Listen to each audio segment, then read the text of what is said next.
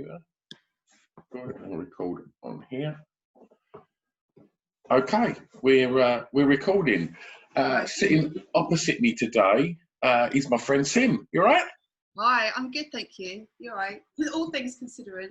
Yeah. So, well, I want to ask first, Sim. How have you been coping in the current quarantine lockdown scenario as both Simone, the human being, and Sim, the creative?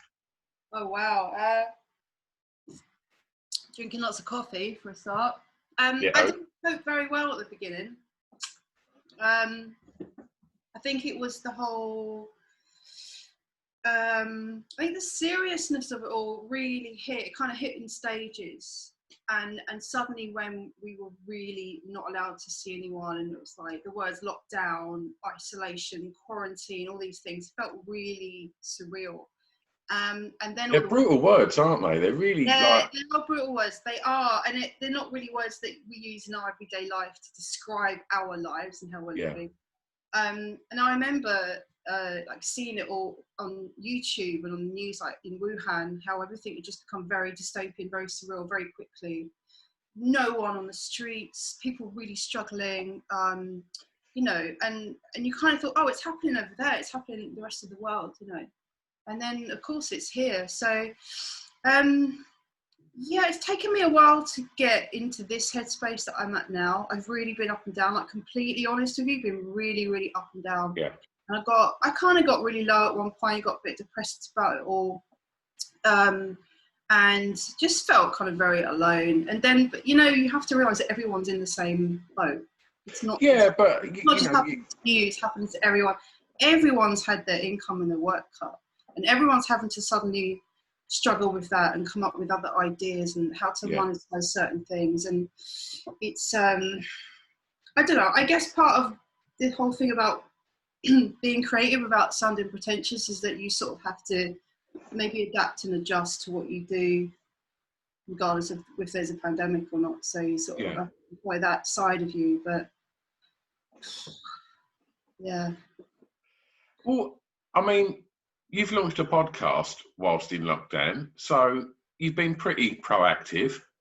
I have. I still doing the radio shows. Do that. I still want it because I think it's really important to maintain some sense of normality. Completely. And I think, like now more than ever, is the importance of a routine, and just try and do as many things as you did do before to kind of keep that familiarity there. But I started a podcast. What the hell? Like the world needs another podcast, like from a musician. And you and Pip are like, you know, daddy's podcast world.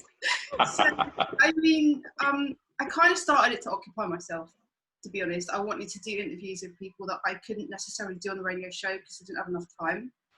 And not everyone can always come in to Soho to do them. Absolutely. I want to reach out to creative people that are kind of my friends in the industry, I suppose, to see how they're doing. So it sort of started out as that, and I thought maybe I can do something with this, you know. Yeah. And then, of course, everyone's interviewing everyone in lockdown, so I don't know if it. I don't know if it permeates that or not, but it's something I was working on for a while before, and then as this happened, I kind of changed it into a different vehicle, I suppose.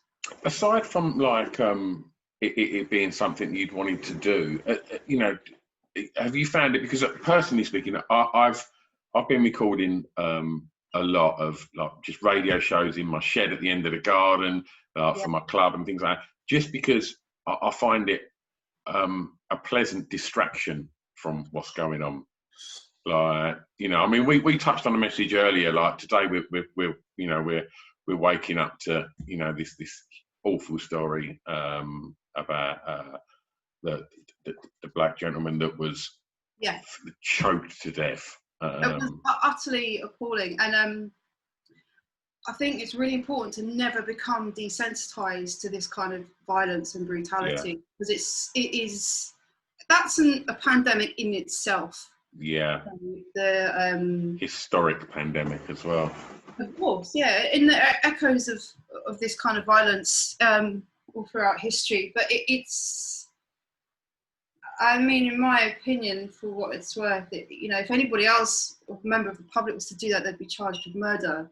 So why is it acceptable from someone in the police force? You may be on some kind of upper echelon compared to the rest of society, but we're talking about human lives here. I mean, it's just sickening that it's still carrying on. It's really upsetting. And yeah, the news today, we did, didn't we? I was just sort of like, I'm really looking forward to this, because it's so difficult to get, like, our lives are much more focused online now than they were before. Completely. We don't have our day-to-day lives and our interactions and our jobs and that kind of stuff. So I think, there are far more people online.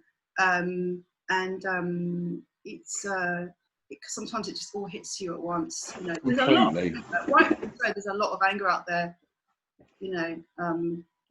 And I just hope that the fact that I've not seen this kind of reaction to what goes on regularly in America, I'm sure, but I've not seen this sort of reaction since Rodney King, really.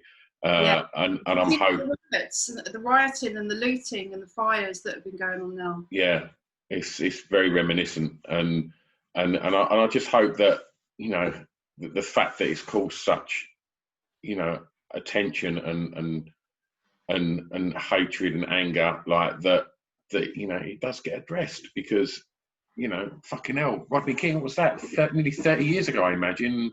No change. It makes you wonder, like, really, as a civilization, if we're going forwards or backwards. We're very advanced in some ways, but then in other ways, basic human rights aren't progressing. There's so much corruption. It's and I think that anger and all that is justified. I'm not saying two wrongs make a right, but people will speak up and they will act out their anger and their frustration, and it's absolutely no surprise to see all the timelines flooded with Target stores being looted and police cameras being set on fire, and people using shopping trolleys as barricades. It's kind of what's happening to the world. I know, it's bonkers, Sim. It's bonkers. Well, should we talk about something that will be a nice bit of escapism for an hour and talk I very much welcome that. Yeah. Okay, well, let's talk about. Tune out of though, isn't it? It's really hard to tune out of, because like you get really and we can't protest. We can't go out into the streets and do anything. We can't even do that. So there's even more of this kind of like tangible anger online. Definitely. Usually the streets would be full. I mean, with the Dominic Cummings stuff, people would be, protesting outside 10 down the street and all over the place, but can't even do that. And they know that. Yeah, of course they do. It's a fucking crazy world right now, Sim. It really is. But, I think it's like the veil has been lifted in certain ways. I think it's always been like that. Yeah. These personalities, kind of sociopathic personalities have always been there. I think it's just that we're kind of peeking behind the curtain a bit now. I just hope that we come out of this, with a little bit of a system restore, and and with a little bit more value on that the connection with other people, because we've been starved of it. I hope that we all come out valuing that a little bit more. I think generally people will. I'm not I think people did before. I think we'll have a greater sense of that and the importance and the compassion and that closeness and how much we value, or have a higher valuation system for it. But whether or not the government will, I don't know if that's their modus operandi, really. Yeah. Compassion, but anyway, that is another podcast, let's face it. Right, Sim, I've got lots of questions for you. Okay. And my first one, Sim, I want to know what the first ever live show was that you went to. If I remember rightly, it was Madonna at Wembley Stadium. What tour was that? It was the Who's That Girl tour. Wow. It was like peak 80s Madonna. And my dad, both my parents took me.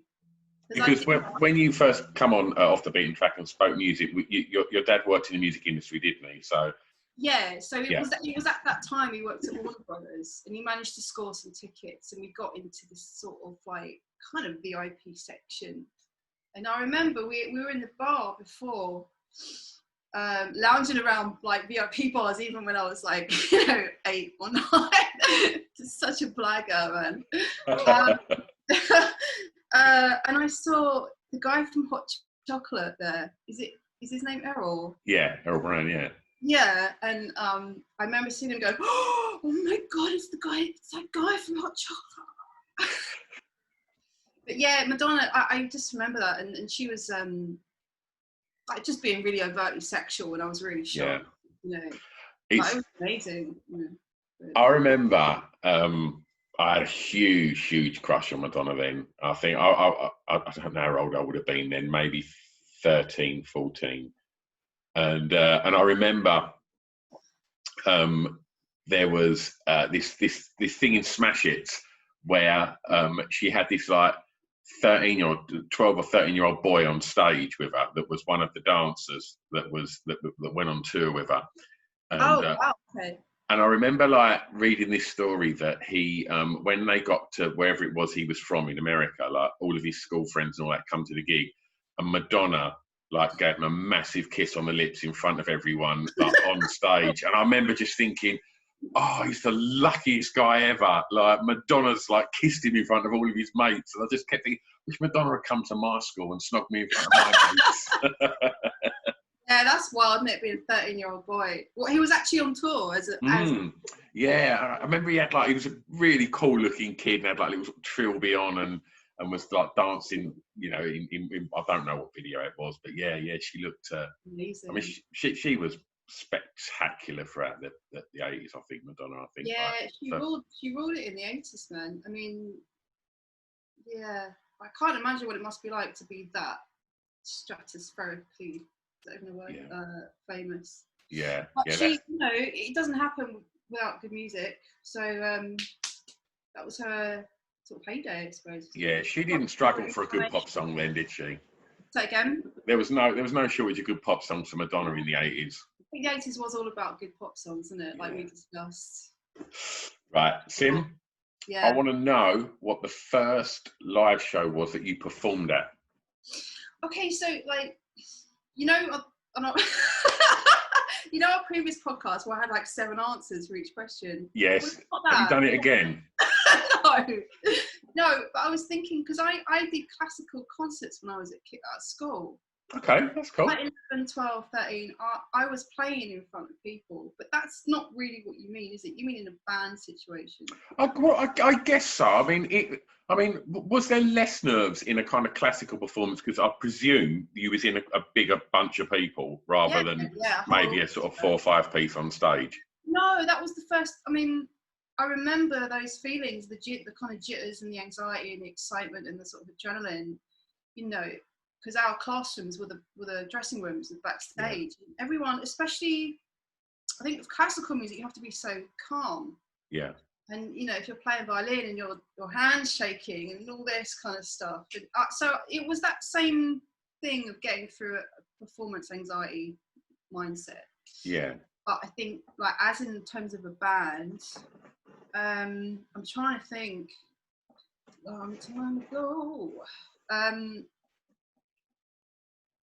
I think there was a band called Dempsey that I used to be in, and the first proper gig we ever did was at the Buffalo Bar in Highbury, Islington, which is not there now. It's next to the famous Cock pub. That's right. I'm not even sure if that's there anymore. I think it is. Is it? It's got to be. It's called the famous Cock. It's got to stay there.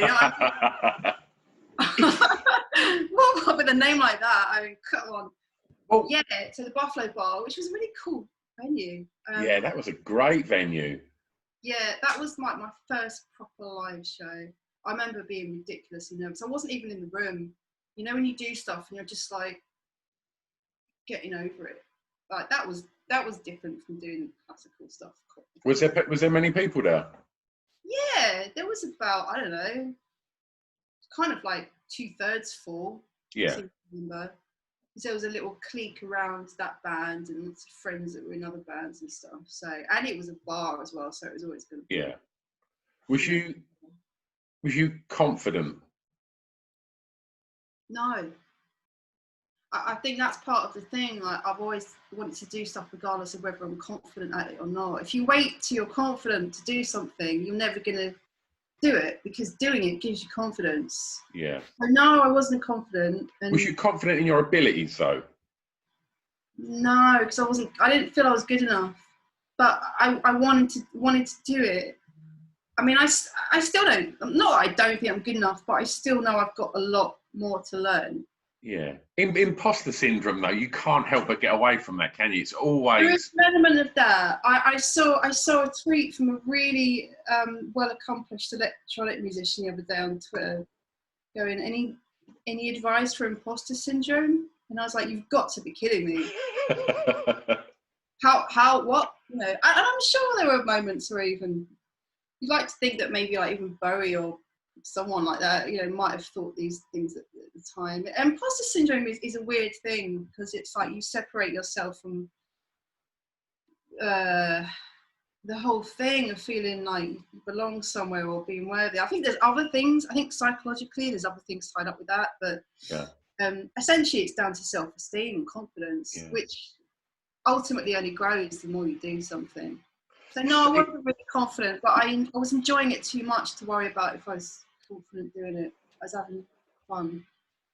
Well, you said that, you know, you was nervous walking out onto the Buffalo Bar, and obviously I want to talk about some of the gigs that you do, that you've done, and that you've done with Primal Scream. Yeah. But I think you put a picture up on one on your social media. And it was you on stage at the Stone Roses gig. Oh my God, yeah, wow. I mean, if it's cool with you, I'll share that when this comes out so people can see. It's fucking insane.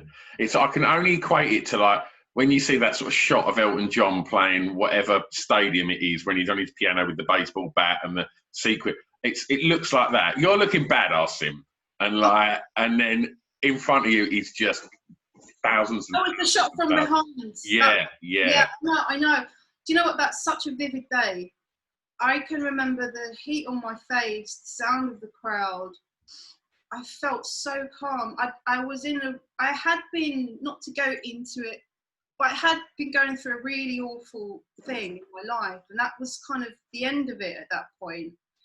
And that was one of the first shows where I walked out and I wasn't in that situation anymore, and I felt like a new, don't know, I just remember that was one of the best gigs I've ever played. It ties in so much with there's a question that I think is like a bit later, but it ties in so much with being very free in your head. Is very equal to how much you enjoy the gig and how easily it comes to you, and how much we tie ourselves in knots.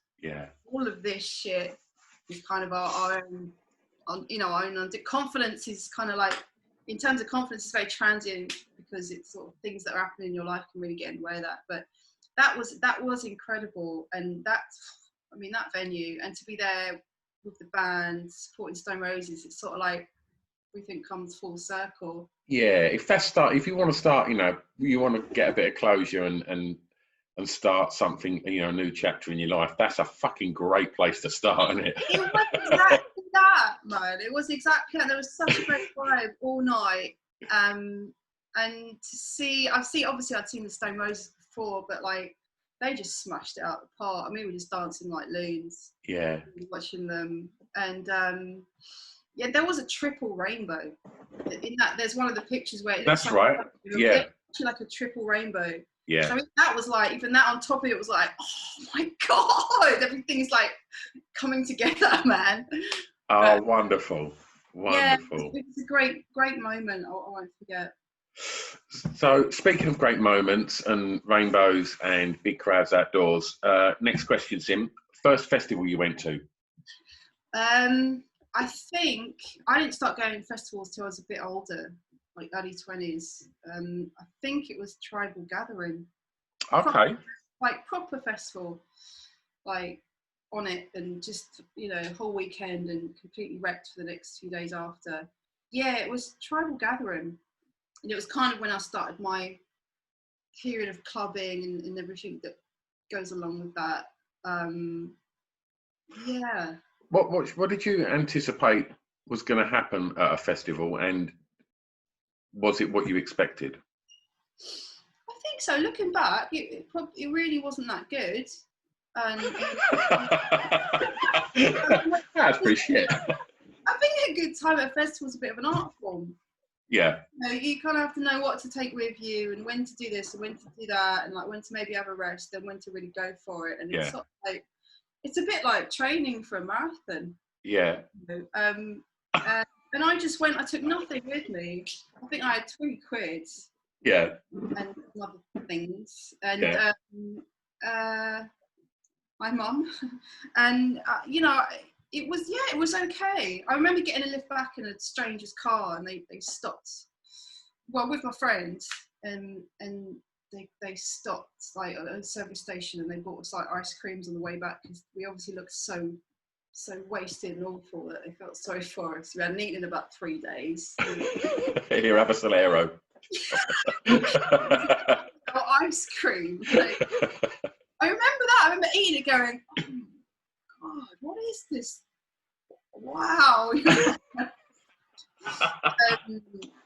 But yeah, I mean, yeah, it didn't. I mean, it was fine. It was okay, but I've had better times at festivals. Yeah. Are you able as a person to, you know, whether it's in a club environment or a festival, are you sort of comfortable to just let yourself go and dance and not? I am now. Well, I've been for years. I think. I mean, I used to be really shy and really self-conscious. I think the moment you start, clubbing, and you know, you might get into certain things, or you know, take certain trips, sure, certain substances, whatever. I think all those things go a long way to breaking you out of the me show. Mm-hmm. You know, and sometimes it's really good just to come out of yourself and really lose those things in a really safe environment or a healthy manner. You know, so yeah, I definitely, I think any excuse to do that kind of thing now. It took me a few years just to feel comfortable in my own skin. Yeah. Well, people are generally self-conscious, you know, for a good reason. It's like a protective layer that we have over ourselves. Yeah. I can't do it, Tim. I can't. You can't. I've got a memory. Yeah. I've got one memory, Sim, of literally I could tell you exactly what I was wearing, and it would have been 1993 at a place called the Gas Club in Leicester Square. And it was Errol Alcombe was DJing very early, like in an indie club, and I was dancing to Debaser, and I can remember just feeling complete joy. And honestly, I don't think I've ever felt like that since. And I can remember that moment, and it's like, it's really weird. I think because my life then became about putting on clubs and running clubs and DJing. My nights for so long, right? You'd kind of seen behind the curtain, and yeah, I don't know. I just could never go back to it and just be completely carefree. And I just wish I would have. I wish I would have done that more. That's definitely a regret. Yeah, but it's nice to have that as a kind of benchmark, because you don't have to do it every weekend. Like if you went there once or twice or 5,000 times, I think the point is that you go to that place completely. And the nights, you know, the amazing DJs put on, and the night where you meet those amazing people and have those kind of like higher states, like they never leave you. They really stay with you your whole life. You know? So okay. I love that you remember the details and what you were wearing. What were you wearing? I was wearing a blue t-shirt. I was wearing green check shorts. I had yellow Converse All-Star like a on ad or something. And I remember I had long hair at the time, and I always had it tied back, and I had it down that night. And I remember thinking, man, my hair looks cool as well. And I just remember having the best time just dancing. Tim, when you started in your band, What bands were you inspired by? When you say your band, do you mean like bands before Scream or? 'Cause I was in little bands and then it went. Yeah, no, I will get to Primal Scream, but when you first started out, who made you want to pick a guitar up? Andy Fraser from Free. Right, nice. Yeah, he's bass playing, and people like George Porter Jr. from the Meters. You know those bass lines, and you know I remember buying the Motown book, James Jameson thing, and all that. But Free was a big deal for me. I just loved those lines, you know. Yeah. And I loved watching old performances of them, and just thought they were brilliant. And Andy Fraser was only like 16 or 17 when he was in that band at the beginning, and he's just. I remember looking at him, and he would just be like, "There's a some footage of them on like I think it's German TV program, just surrounded by orange ants." And Andy Fraser's just so confident and in the pocket, and like big smile on his face, and just so in his element, you know. And I remember thinking, God, you know, it doesn't have to be really difficult. You can just enjoy it. Yeah. You know? And their bass lines, his bass lines, I felt they were quite easy to learn for a complete beginner, because it's, you know, like I said, it's really in the pocket. It's not overly sort of geographical, like, you know, if you start learning Jaco Pastorius, it's like, well, you know, it's kind of, you set yourself a bit of a challenge there. Sure. I think Free and The Clash, you know, I loved The Clash. I still love The Clash, of course. It doesn't. And The Stooges. I mean, I can see them behind you. I mean, not actually behind you, but I can see Iggy behind you. Yeah, my friend Wildcat Will did this. You can't really see it. I still got to drill holes in walls here and hang it up rather than like lean it precariously against the wall. It's a stencil with all black glitter. Oh, really? When the light shines on it, you can see it, but you can't at the moment. I think that I haven't got the right frame for it because it's a bit misted, the glass. So, yeah. But I was like, I have to put it in a frame. I've just got to got to look at it. Can't be rolled. I've got so many things I need to frame and unroll, you know. I mean, you mentioned The Clash. Am I right in saying you've got to meet Paul Simonon? Yeah, a few times. I mean, how's that? I mean, that's a moment, right? Surely. You couldn't stop looking at the gap in his teeth. Of course. Like, wow. You know, he's such. How many people can make that look cool? Not many. Mr. C's got one. Yes. And Paul Simonon, and yeah, it's cool. It's cool, man. Did you just say Mr. C? Yeah. Sim, that's insane. I've just had a conversation with Mr. C about coming and doing this. How weird's that? Oh, wow. That's really bananas. Yeah, I was watching some of his meditations on Instagram live. Have you seen them? I haven't, no. Yeah. I mean, I guess if he's coming on, I best do my homework. Yeah, he's massively into meditation, and he does like guided meditations on Instagram live now on all of his channels, because he's been into that for years. But he holds workshops and stuff, and because he's in LA, he does it in zones. And so wow. That's great. He's coming on. So Paul. It's just so I first met him when we played.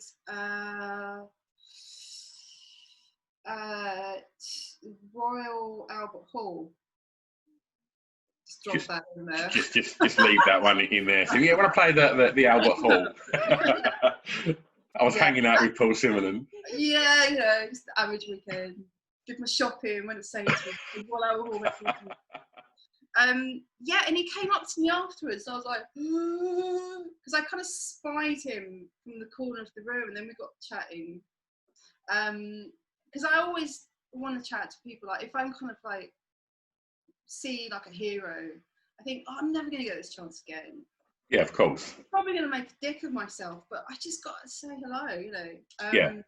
And we started talking about Robbie Shakespeare and bass and reggae and all kinds of stuff. And I'm like, oh, he's so easy to talk to. He's just lovely. Yeah.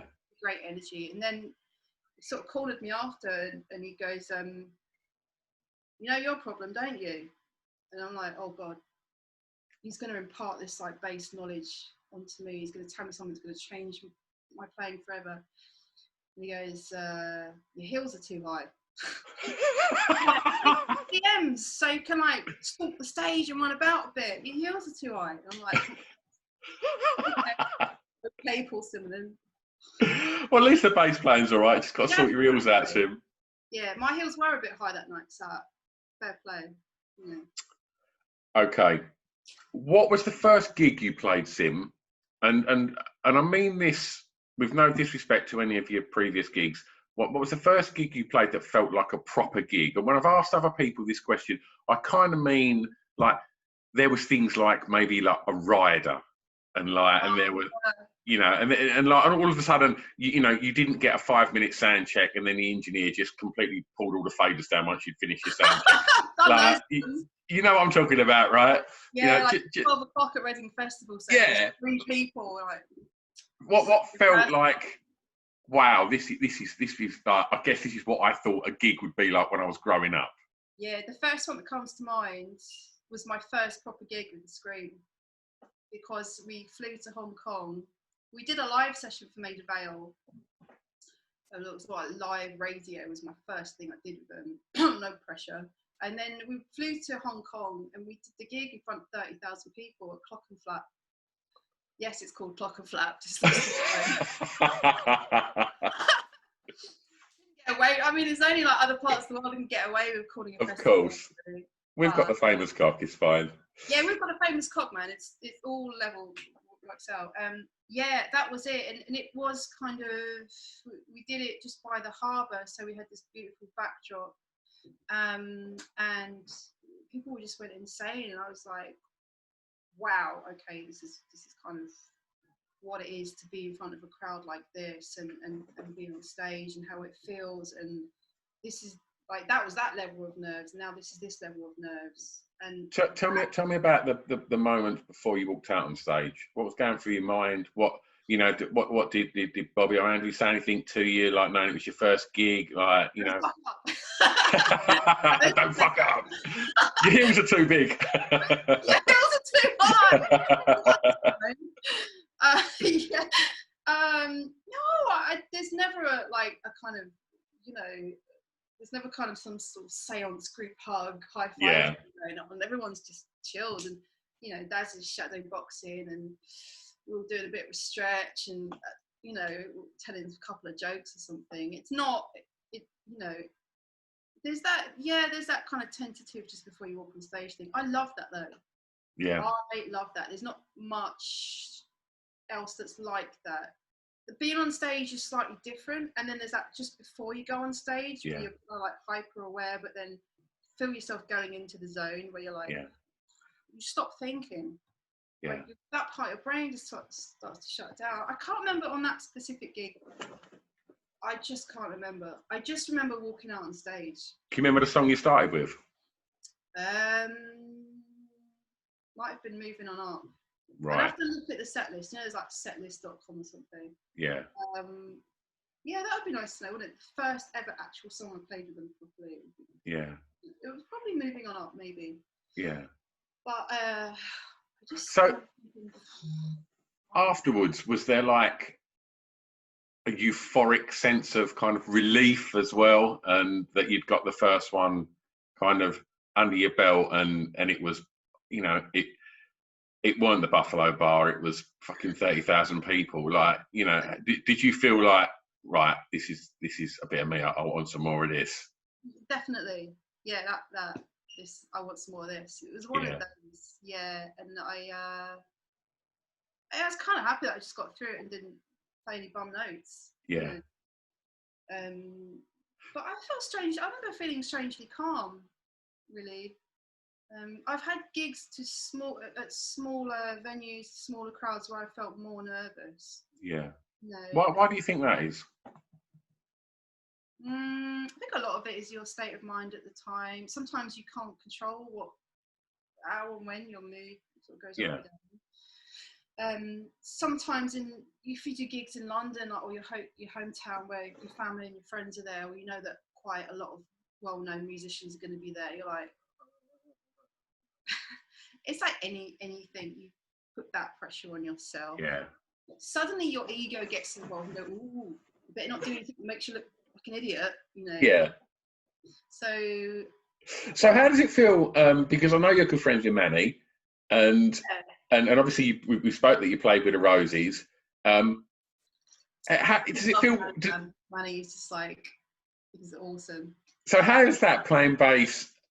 And Manny's there and thinking, oh, Manny's played bass as well. Like, do you feel like any kind of weirdness, or like, you know, when you said that there's famous musicians out there, especially if there's bass players that, you know, that you've looked up to and things, like, how do you find that? Do you know where I'm going? Do you know what I'm trying to say? Yeah. I mean, someone in your own trade or whatever. Yeah. You know that, like, when I look at bands, I kind of do look at the bass player. Right. You know, if you know there's other bass players in the audience, you're like, and if I do something a little bit skew with, they're gonna know it. Right? It's just the way it is. I don't know. This is you can't take it all on stage with you. You just can't take everything on stage with you. Yeah. You know, I love it when Manny comes. Like, I remember the first time he came to see me play with the band. It's like, it's like watching. It's like watching some guy fucking your ex-girlfriend. It kind of is, you know. Brilliant. He's there. It just feels like part of an extended family. Yeah. Oh, that's wonderful. He's like one of the funniest people you could ever meet, and he's just got such a brilliant energy and such a good heart that. Yeah. And he's like, yeah, like, you go and smash it. You fucking smash it. Love you. You know. He's all brilliant. So yeah, I keep threatening to do like a double bass thing on stage. That'd be great. I actually saw Manny's first ever gig with the Scream. It was at Chinnery's, the Esplanade in Southend-on-Sea. Wow. And it was a Glastonbury warm-up, and it was. It was a small venue, and it was fucking loud, really loud. Question 6, Sim. Is there a band that whenever they tour, you try to go and watch them? Yeah, there's a few. The OCs, because they're just incredible live. You can never see them enough times live. 9 Inch Nails. And I really love Cigarettes After Sex. I had tickets to go. Say again. Who's that? Sorry. Cigarettes After Sex. Right. Yeah. They just don't sound like anyone. They have one of the most incredible live sounds. I mean, I've seen them we've been on the same bill, and I've watched them from the side of the stage, from the front. I've been in the audience. I don't know how they get such an amazing live sound. Yeah. I mean, wow. I just really enjoy their music live. They make great music and albums recorded, but live it's kind of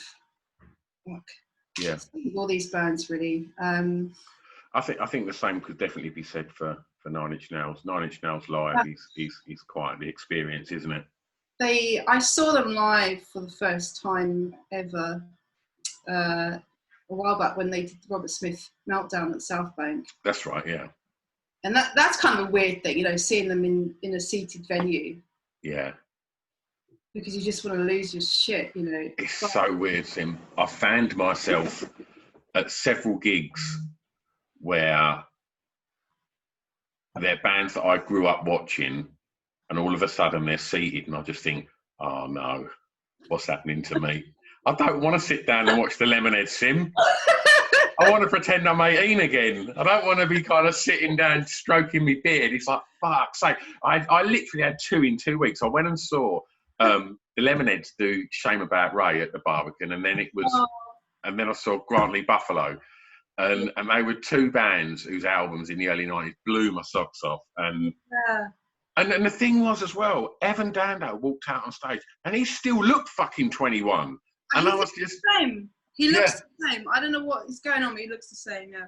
Like, I just think, I mean, the amount of stuff that guy must have put in his body as well, yet he still looks incredible. And yeah, but I had to sit down and it was like, oh no, I've hit that age now. I've got to start sitting down at gigs. You can't help where people put venues, you know. Yeah, of course. Some of the best sounding venues are when people are seated. But I mean, yeah, 9 Inch Nails sitting down is weird. But it did give you a chance to just take it all in. Yeah. I remember going to see Suicide at the Barbican. Yeah. Sitting down. I mean, that was weird. But I saw Suicide by mistake once. I had tickets to see Grinder Man. Oh my God. And now, so I was prepared for an evening of sinister noise, right? Yeah. And I walked in, and there was a guy in like a 1990s silver puffer jacket, done right up, just screaming inaudible nonsense over this incessant, almost shit techno. And I was like, what the fuck? And don't get me wrong, Sim, my ears are always open for some new experiences and something. Yeah. And it took me about 10 minutes of going, this is fucking terrible. And then I just thought, oh my God, this is Suicide, isn't it? And I own a lot of Suicide records and I have a lot of time for them. But what I saw that night, whether it was new material, oh my God, it was unbearable. So not in a good way. What's that? They supported Grinder Man. Yeah, yeah. That's a gig, man. Suicide and Grinder Man. Yeah, I mean, on paper, Sim, sounds great. Huh? On paper, it sounds great, but yeah, I would have maybe switched Suicide that night. It weren't good. It weren't good, and it feels weird saying that because, like, you know, they're utter pioneers. Yeah. But that was really unpleasant. God. Wow. But Grinder Man were fucking sinister. I really wish I could see the Grinder Man stuff live. I mean, I'm such a fan of Nick Cave, and on all of his incarnations. But I mean, Grinder Man, I'd kill to see those songs live. Yeah. Yeah, he's one of the greatest frontmen ever, I think. Nick Cave. I was talking about it to, I think I was talking to yesterday about it, and I was saying it's not just because he was talking about the Glastonbury performance where he plays, where he's doing Stagger Lee, and have you seen that one where he goes out into the crowd and the girls like lifted on someone's shoulders and he's just literally serenading her with this fucking sinister fucking record, like, and I just think he looks like and sounds like what he's singing sounds like he's about to murder you. He looks like he could murder you and not give a fuck. Yeah, you just fucking fall in love with him because everything about him's like the way his suits are cut, everything, especially the way that people light Nick Cave gigs, they light him so he just looks like the fucking devil, like leaning over you in the shadows, and it's just an experience that if no one's ever seen Nick Cave live and you get a chance to do it because it's the most dramatic. Yeah, he has an incredible presence no matter where they play. Yeah. And I've seen him at different venues and saw them at the O2 a couple years ago. Wow. Yeah. I went in fully prepared for it to sound like a gig at the Ideal Home exhibition. You know, like, how can this have a vibe? Sorry, some weird noises going on there. But I mean, he made it feel so intimate in the way he works the stage, the way he moves around, and yes, the lighting. And I mean, I've never heard a crowd. It's not often that you can hear how intensely a crowd is involved because they're not talking, you're not like all this kind of stuff. Yeah. And then I saw him at All Points East playing the outside. I thought, oh, maybe some of this is going to get lost into the ether. And again, everyone was like, he just gets the crowd like that. He's just magnetic. What a Incredible. guy! What a multifaceted, talented, lovely man. For track 7, Sim, I want to know about your first ever tour, either as support or headline, and I want to know who was on the bill, and I want to know what. Well, I'll start with that bit first. What was your first like proper tour? You know what? I didn't really properly start touring until I was in the Scream, believe it or not. Okay. I did runs of gigs with other bands, but it wasn't like touring, you know. I desperately wanted to go on tour. I just thought the idea of it was amazing. And then I did, and, you know, I got to do it with this amazing band. So I'm really lucky. Who was your first Scream tour with? Who was you headlining? Our tour, the first thing we did was we went to Australia, Hong Kong, did the Cock and Flap, and that just tickles me. Can't say it without a little wry smile. Of course. And there were a few dates in Australia. That was it. It was kind of like a run of shows. But so, you know, immediately I was in Australia playing in front of loads of people. They were our shows though. What was you anticipating from touring as a young Sim, looking at, you know, bands in the Enemy and things like that, and hearing these stories about touring, and probably reading about Primal Scream tours as well? Like, you know, what was your anticipation of not necessarily going on tour with Primal Scream, but just going on tour, and then did it meet your expectations? Did it surpass them? Did it completely change your idea of what touring was? I didn't have much to compare it to when I went on Scream at all. I think you have this idea that, I mean, there's touring at different levels. You know, there's been hotboxed in the back of the transit van with guys who haven't washed for like 6 days, and then there's, you know, being able to have a decent hotel room and have a few hours rest before the show, and if your jacket falls apart, you've got a tour manager who can help you out and stuff like that. So I guess there's this kind of idea that it's just fucking debauched and drug fueled and sleep deprived, and you know, I think that's there if you want it. Sure.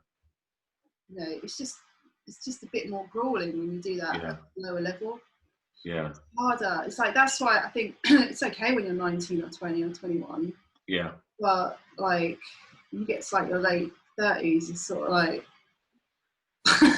you know, you've got to kind of be okay for on stage. I think you sort of, I guess your priorities change when you just like, of course. You start to look after yourself more, don't you? Yeah, you try. The gig is the reason you're there, and I think maybe like, you know, it's I think the bottom line is it's work, you know. Yeah. You're there to do a live show and to make the live shows as best as possible, but have a fucking great time doing it, whatever that involves. But always be on form for the show. Yeah. I suppose it takes a while to kind of find that balance. Definitely. I'm literally halfway through watching a documentary. I started it this morning. I couldn't sleep last night. I woke up really early. And I generally trawl like Amazon Prime for like music documentaries. And there's actually one I watched the other week on the Making of Screamadelic. Actually, it's really good watch. Oh yeah, I think it's the one that I think I've seen. There's we've got like Andrew and Bob. Andrew's the mixing desk talking about like stars. Yeah. So I watched that, and I finally I went back and watched Searching for Sugar Man again, and it just restored my faith in humankind. I've seen him live. Oh wow! Tell me about that, Sim. Yeah, it's a couple of years ago. That was, hang on, I think that was at the Royal Albert Hall as well. Wow, my memory's but yeah, Rodriguez. He came out and he was absolutely wasted. Oh really? Absolutely wasted. Yeah, he had to have help getting on stage and getting on the stool. Because I think he was so nervous. Yeah. That he must have just been necking the whiskey to kind of counteract that. Yeah. And at first, he was sort of not making much sense, and he was wobbling about, and the guitar was, and you're like, oh no, this is difficult to watch. And then as it went on, he kind of found his strides, and then it became amazing, and then it became emotional, and then people were crying, and then he got really funny and really witty, and he had the whole audience like that, and then you could feel how much everybody loved him. Yeah. And it was a really magical gig. Yeah. I mean, I was like, welling up. It was just really incredible, especially if you've seen that documentary. Yeah, 100%.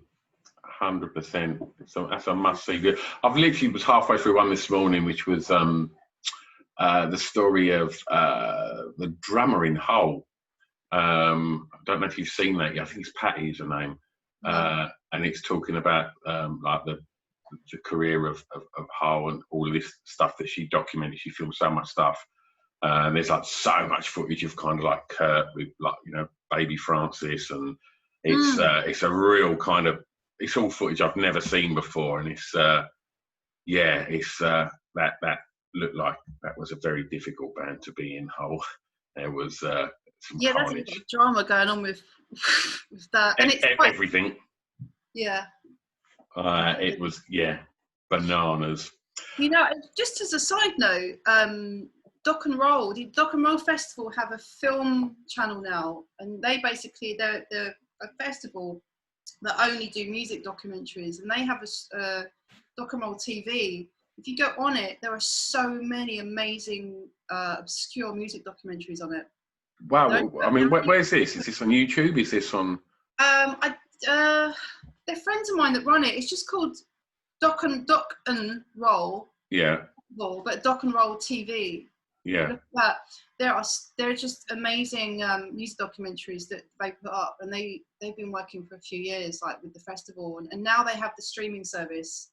It's definitely worth a look if you want. Oh, that's like to look at.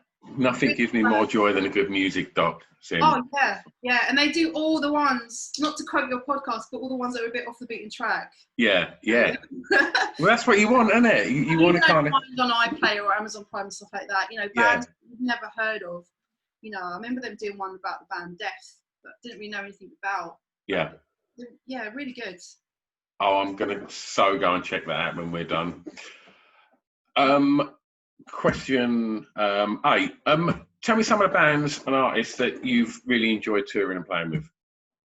Do you mean like support tours, or just do you mean like support bands, or bands that you generally find yourself at festivals with and kind of like hanging out with, just some of the bands that you've enjoyed sort of spending time playing with? And we did a run with Bone Ingham. They're lovely. Nice. Love those guys. So incredibly talented, unique, very down to earth. We did a run with the Cult. I fucking love Ian and the guys. Like, they're just amazing people. Really inspiring. Really. I mean, that's quite a mad sentence, isn't it? Right there. We've done a tour with the Cult. We did. It was called Primal Cult. I see what you've done there. Yeah, we did basically gigs in the States, and so you just get to hang out with Ian and Billy?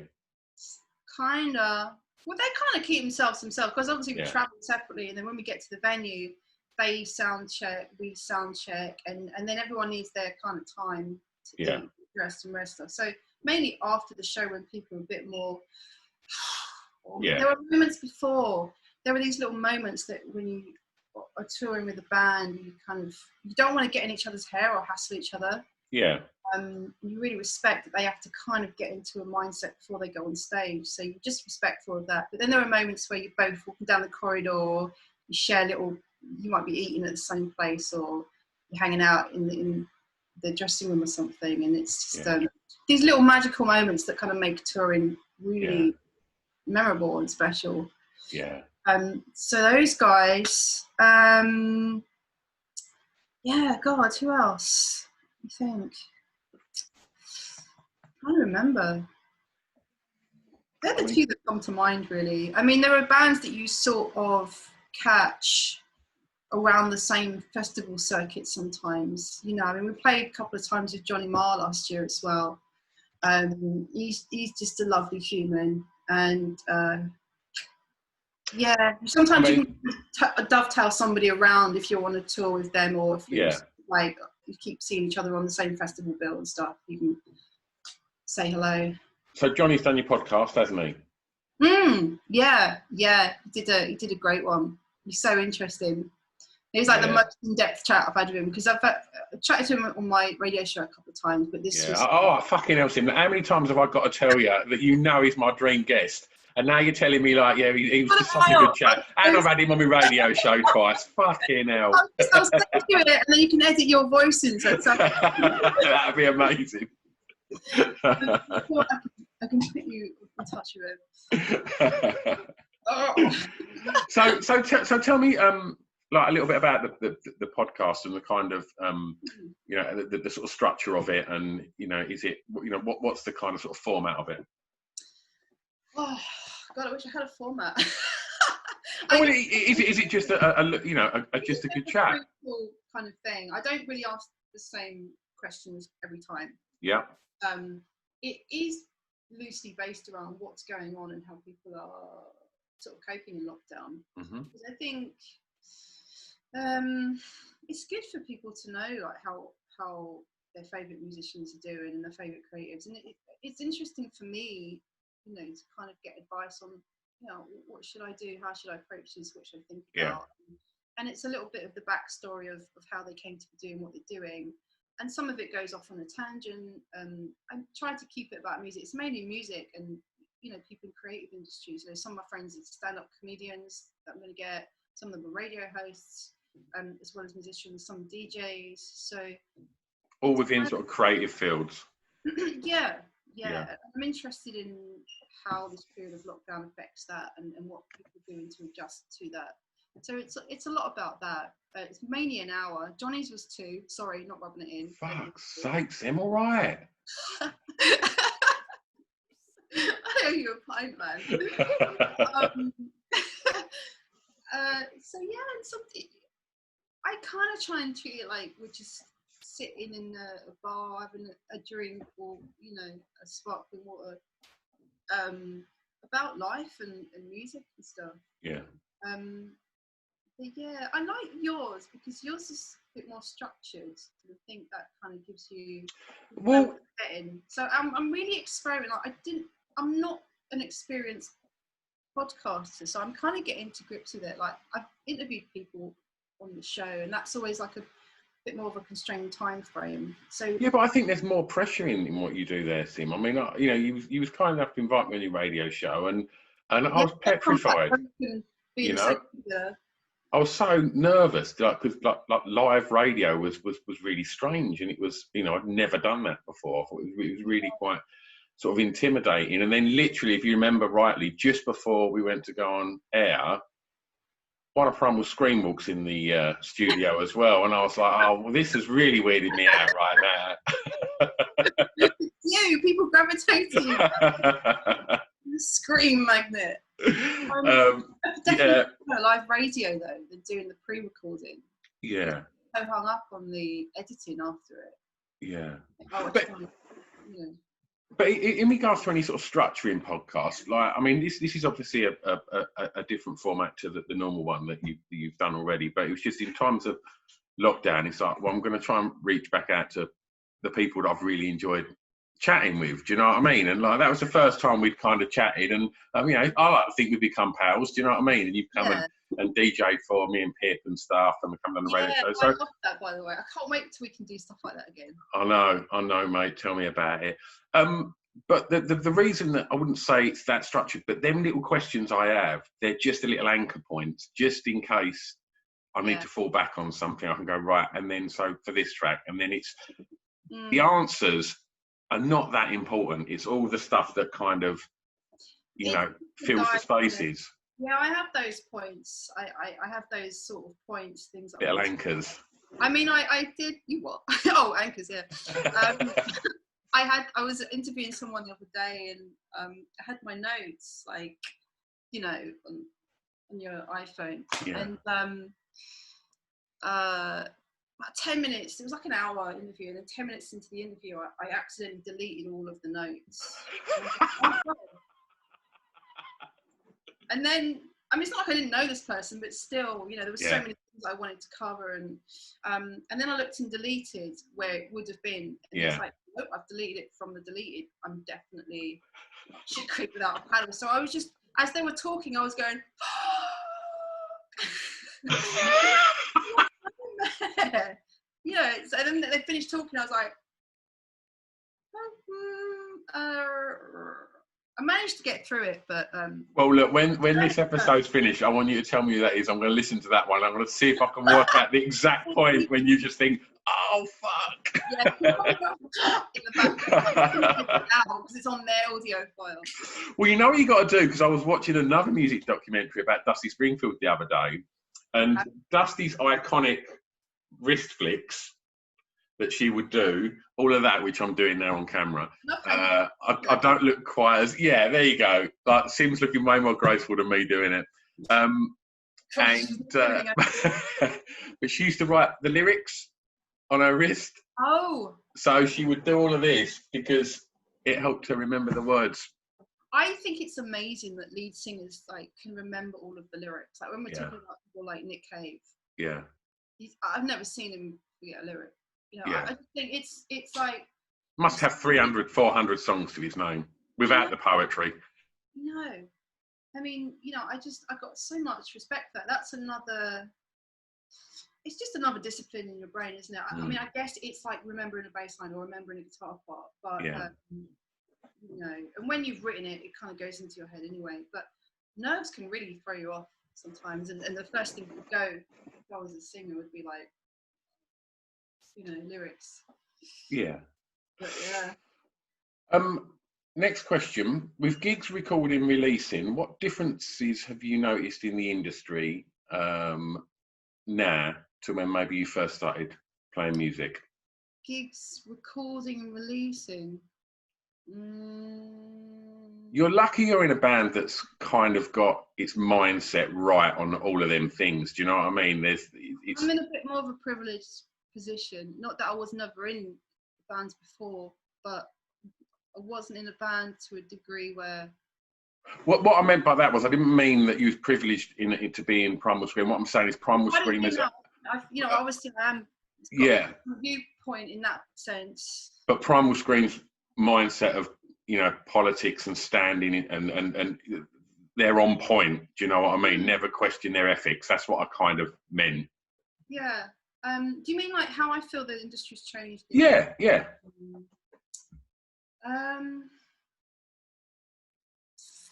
I guess really I feel maybe it's harder to generate income and revenue from just releasing physical records, you know, and having an online presence and being able to stream music is so necessary. You know, I guess if you don't do that, you're kind of cutting off a certain amount of exposure and maybe income as well. You know, so I think. I think it's very easy to kind of teeter on kind of sounding like, you know, me sounding like middle-aged old man when I talk about the merits of, you know, the good old days of record shops and vinyl and things like that. But I guess, but with that mindset also comes the payoff for that was bands were supported as well. You know, bands had an opportunity to make money then and you know, make a living out of being a touring band. And you know, we now live in a world of 360 deals and things like that, which kind of make life for new bands trying to break through very difficult. And even if they do break through, I mean, tell me if you think otherwise, Sim, but like if that first album don't shift X amount of units, chances are that major label's not going to give you a second album. Yeah, I think that's the same on even independents. Everyone's got a certain amount, everyone's got a cut-off point. Yeah. You know, I know people releasing albums in this pandemic who are still up against that. If they don't sell a certain amount, then they're not going to have, and the deal's not going to be there after this. Yeah. You know? And they can't go out and tour that record to support it either. How do you promote, you know, unless you've already fairly established and built up a fan base and your album is utterly brilliant, you know, how do you generate that kind of thing? You can't, I mean, a lot of bands, you know, get that point of sale from selling merch as well. Yeah. And that's something really, really important. You know, people going, I think actually people have come back to buying physical, you know, over the last 2 years, people have come back to buying the physical version of things, you know, and I guess just the importance of supporting the label label. Smaller independent labels, I feel like, have become a bit more prominent now. Definitely. Definitely. And that's made it easier for perhaps smaller bands to kind of get up onto that platform and get a piece of the action. Agreed. But I know, lots of, a couple of my friends that running small independent labels, and the financial constraints are obviously much more. Completely. But people's taste in music is so massively varied now, and I think the demand for different music and different subcategories of music is kind of stronger than ever. Yeah. Yeah, I mean, I'm not an industry expert at all. I'm only seeing it from musicians or performance kind of side of things. Sure. I guess if you were to talk to like the head of labels, it'd be a much more in-depth answer. Okay. I think just bracing, the ability to reach your fan base and monetize the situation online is a much more thing. Definitely. Sure. Definitely. Sim, I've got 2 questions left for you, mate. All right. What's your favourite venue? Wash my favourite venue. Like, go and wash it. Go and wash it right now. It's been shut for 2 months. It needs a scrub. I've got a few. Is that okay? Yeah, of course. It's you. Of course there's going to be a few. Oh, God. Wow, I sound like Bart Simpson when I laugh then. Glasgow Barrowlands has worked its way up to one of my favourite venues. Lovely. We did a couple of shows at the end of the tour, end of last year, and it's amazing. I mean, that's a homecoming, right? Yeah, but it's not my home. Yeah. But it's a home for the guys. For Bobby at least. And the Glasgow crowd, man. Wow. Incredible. And that venue is just incredible. It's the old building, and the vibe there is amazing. Another one in that sense would be like Manchester Albert Hall. It's just another magical venue. And again, it's like northern audiences. Yeah. They lose it. It's a different vibe. I really like the Cigale in Paris as well. Oh, okay. And there's one in Mexico that we played. I can't remember the name of it. It's a kind of newer venue, I think. We played there the night after Trump got elected in Mexico. Okay. Wow. It went off. I remember we got to the airport and people were just like, the mood was like palpable. Then we went on stage and everyone was waiting to kind of like let go. Yeah. What a fucking crazy country to be in the day after Trump gets elected. Yeah. But the venue we played, I'll have to get the name of it, like add it in the subtitles, but that was one of the best venues as well. Sound-wise, design-wise, vibe-wise, everything. Yeah. There were so many, Of course, indecisive. Right, okay, well, I'm going to pin you to 5. You're only having 5 for this last question, Sim. You're not having 15 honourable mentions, mate. Right. 5 acts, alive or dead. Who would be in your dream festival lineup? Oh, no. Okay. It would have to be the Stooges. Yeah. Yeah. Is this in any order, or are you just throwing them out? No, God, I'll do an order. Can I do an order after? I can't possibly think about that. Stooges. OCs. Okay. I think I'd have John Spencer Blues Explosion. Oh, great shout. Yeah, because they're just fucking wild. I remember going to see them in LA. God, sorry, that sounds ridiculous. In LA, in this place called no, it was Echo Park. I think it's a place called the Echo in Echo Park. And they were late and they had just arrived from the airport, and they literally walked straight into the venue. It was all set up, but they walked straight into the venue. He put his guitar down, opened up the case, was sweaty, and plugged it in and just started the gig like that. And that was one of the best things I've ever seen. Yeah, what a band. The third at the 100 Club was pretty wild. In fact, Bob Log. I think I'd have Bob Log the third as well. Nice. I don't know. Because he's nuts. Like, he does the whole thing in like an all-in-one, and crash helmet with the like old handset, like the phone handset. Yeah. So that's 4. Yeah. And have rides. Oh, Have rides. you're going to get a high five there, Sim. High five. I went to it in January, and they were the best I've ever seen them. I saw them doing the new stuff now with the old stuff as well. Is like so good. It honestly, like, I had a guest on this podcast, and she was an absolute delight, and she was like, "Oh, you should get my friend's husband on. He was in Oasis," and I was like, "Oh, okay."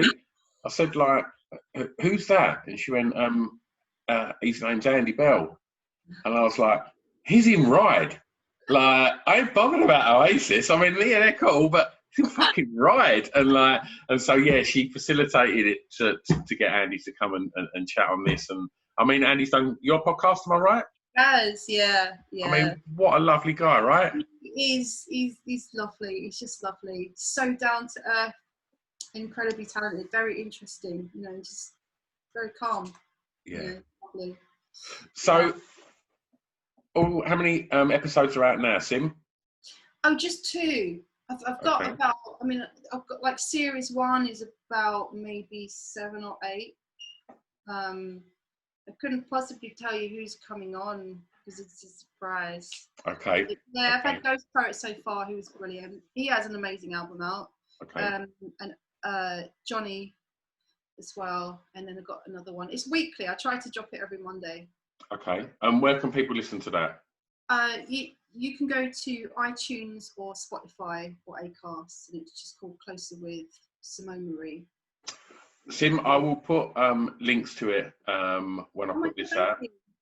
And yeah, Sim, it's always an absolute joy hanging out. I'll always love talking to you, and you have to come on mine.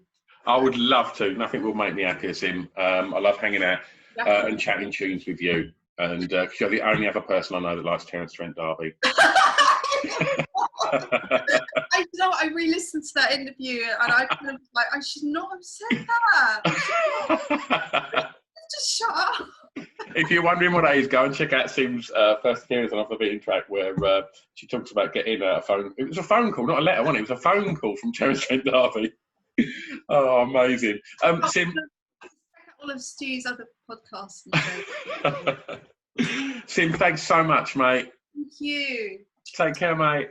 Bye-bye. Bye. All good?